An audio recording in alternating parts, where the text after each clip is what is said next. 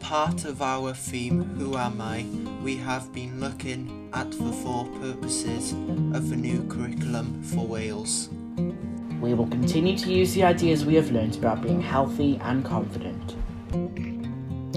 But over the next fortnight, we are going to look at how to be ethically informed citizens.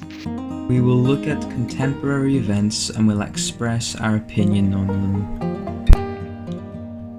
We will look at our human rights, and we will look at the effect of our actions on others and on the world around us. It is also important to learn about our culture and different religions.